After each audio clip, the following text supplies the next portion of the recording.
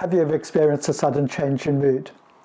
Something quite trivial occurs, and then suddenly you find yourself feeling low, anxious, angry, stressed, or whatever.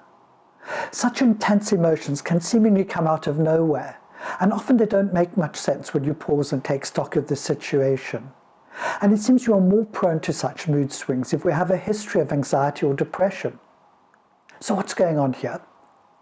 We can easily overlook the powerful thought, feelings, feedback loop that exists, particularly when going about life on autopilot as we do so much of the time.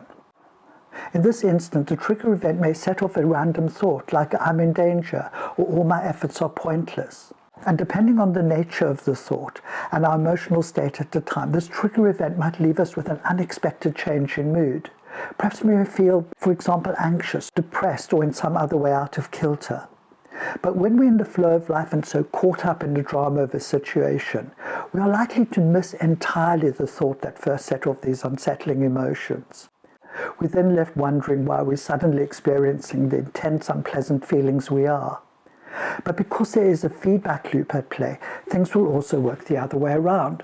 Our problem-solving mind will attempt to make sense of whatever might be happening with us emotionally, and in so doing will stimulate new, often even more unsettling thoughts. At such a time, these circular thoughts and feelings can prove a potent mix, and if they repeatedly cause us emotional difficulty, we might well start to imagine that we're ill or flawed in some fundamental way.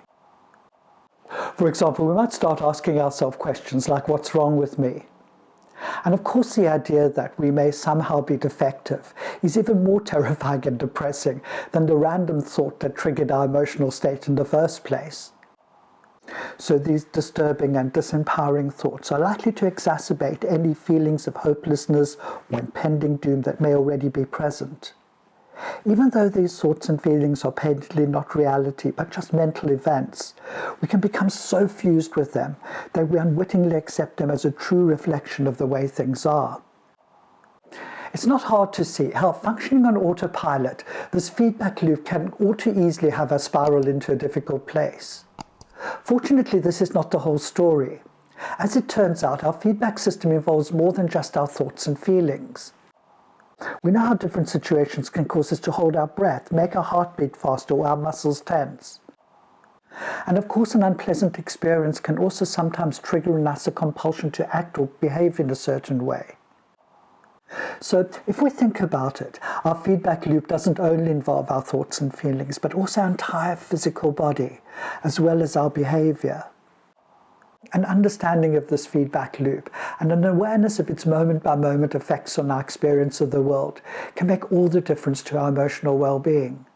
But just pausing to separately observe our thoughts, feelings, body sensations, and impulses when they're triggered can provide a different and more effective way to approach the thought patterns that underlie such common human conditions as chronic stress, anxiety, and depression. In this way, applied mindfulness practice of noticing without judgment allows us to respond from a position of choice rather than reactively on autopilot. Expect life to be different.